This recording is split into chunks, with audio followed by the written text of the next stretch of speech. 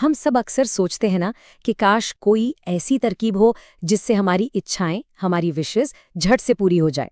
तो आज हम एक ऐसी ही दिलचस्प तकनीक के बारे में बात करने वाले हैं जो ठीक यही करने का दावा करती है। तो सवाल यही है कि क्या ये वाकई मुमकिन है?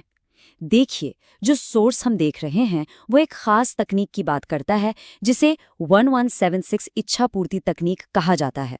तो चलिए जरा गहराई से देखते हैं कि आखिर ये काम कैसे करती है। अच्छा, तो इस प्रक्रिया की शुरुआत होती है तैयारी से, और आपको जानकर हैरानी होगी कि सोर्स के मुताबिक इसके लिए सिर्फ दो बहुत ही मामूली सी चीजों की जरूरत पड़ती है। जी हाँ, आपने सही सुना। बस एक कोरा सफेद कागज और एक ऑरेंज कलर का पेन। शायद इस तकनीक की खूबी इसकी इसी सादगी में छिपी है कि ये चीजें कितनी आसानी से मिल जाती हैं। तो जब ये दोनों चीजें तैयार हो जाएं, तो हम आते हैं इस तकनीक के सबसे अहम हिस्से पर, यानी कागज पर एक खास, एक चमत्कारी संख्या को लिखना। देखिए, इस पूरी प्रक्रिया का जो केंद्र है, जो इसका दिल है, वो एक खास नंबर है। सारी की सारी एनर्जी और ध्यान बस इसी एक संख्या पर लगाना होता है।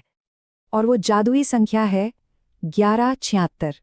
सोर्स में इसे एक एंजल नंबर कहा गया है और यही वो चाबी है जिसे कागज पर उतारना है। अब इसे लिखने का तरीका भी बहुत सटीक है। जैसा कि आप देख सकते हैं, पहला कदम है नारंगी पेन से कागज के बीचों बीच एक गोला बनाना।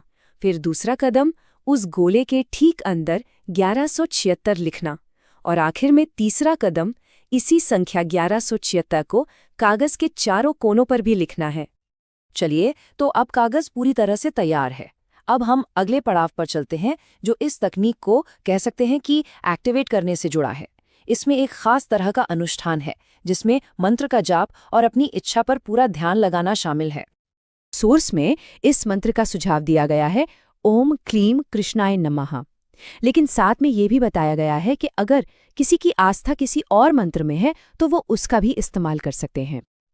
तो मंत्र चाहे कोई भी हो, उसका जाप ठीक 108 बार करना है, और इस दौरान जो कागज हमने तैयार किया था उसे दोनों हाथों के बीच में थाम के रखना है। जानते हैं ना, जैसे प्रार्थना करते समय रखते हैं। जब 108 बार मंत्र जाप पूरा हो जाए, तब आता है अगला और सबसे जरूरी कदम, अपनी इच्छा को साफ साफ शब्दों में कहना।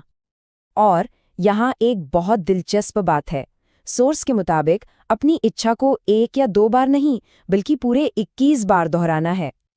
और हाँ, यहाँ एक बहुत बहुत जरूरी नियम है जिस पर सोर्स खास जोर देता है। इच्छा को हमेशा वर्तमान काल यानी प्रेजेंट टेंस में कहना है। मतलब ये नहीं कहना कि मेरा काम हो जाएगा, बल्कि ये कहना है कि मेरा काम हो गया है, जैसे कि वो सच में हो चुका हो।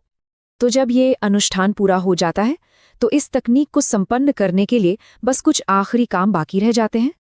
अनुष्ठान के बाद उस कागज को अपने पर्स या वॉलेट में रख लेना है, और उसे तब तक वहीं रखना है जब तक कि वो इच्छा पूरी न हो जाए। और इसके साथ साथ सोर्स के अनुसार मंत्र का जाप रोज करते रहना है। और बस सोर्स में बताई गई ये पूरी विधि यहीं खत्म होती है। शुरू से लेके आखिर तक यही वो सारे स्टेप्स हैं जिनका पालन करने के लिए कहा गया है। इस पूरी प्रक्रिया को समझने के बाद ये हमें एक बहुत बड़े सवाल के सामने लाकर खड़ा कर देती है। ये कोई जवाब नहीं है, बल्कि सोचने के लिए एक विचार है कि क्या सच में संख्याओं के अंदर कोई शक्ति छिपी हो सकती है।